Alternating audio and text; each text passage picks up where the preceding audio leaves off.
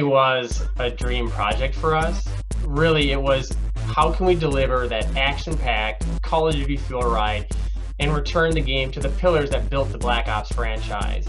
The deniable operations, those secret missions that the government doesn't want you to know about, the conspiracy grounded in real history, and then of course that shadowy world of paranoia where everybody has their own version of the truth.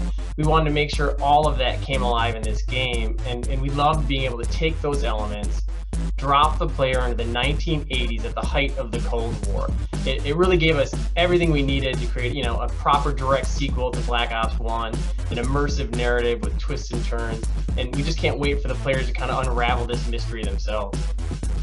Well, tell us a little bit about the working process. Like, with Black Ops Cold War being a sequel to the first Black Ops game, how did you and the team kind of get in the right frame of mind to kind of like tackle this creative challenge? One of the most fun things we were able to do is we actually dove back in to some of the original documents from Black Ops 1. It was our goal to kind of get into that mindset, right? And we could find the actual words that team used to inspire them on the original journey for Black Ops. And so we took some of that and kind of used that to infuse it into this game as a start.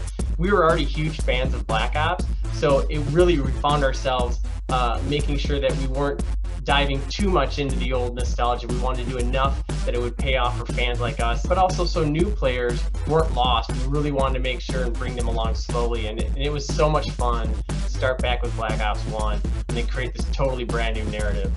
There are some elements that you're also bringing into it. Like it's not more of the same by any stretch. Like there are new characters, new places, new experiences. Tell us a little bit more about what's in store, who we'll meet, and where we'll go. Yeah, we knew right away that the iconic trio was going to return of Hudson and Mason and Woods. We loved writing scenes with them. We loved seeing them interact with each other, but we thought it was a perfect opportunity to bring in some new characters like Russell Adler and Park and Sims and Lazar. And it was great that we even allowed the player to create their own character to be part of this team. That really helped as the story progressed, let the player experience a more natural flow to learn who these new characters were and kind of really, if you're brand new to the franchise, learn who these old, iconic trio of Woods, Mason, and Hudson are. Touch on that for a moment. You talked about sort of kind of customizing your own character, and there's a particular innovation that the team introduces. What did Raven do there?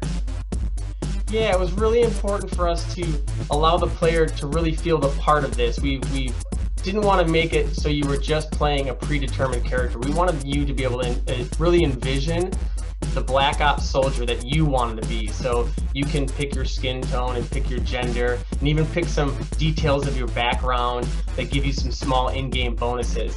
We have more interactive scenes in the game where the player can take their character and enter different dialogue options. It was all about pulling the player into this awesome Black Ops universe and letting them experience it in a way that's different from the previous games. When you talk about some player choices, Raven introduces a particular innovation as it relates to endings. Tell us a little bit more about that. Yeah, well, one of the most important things you have to do is if you're going to give the player choice, everyone wants to understand the consequences of that.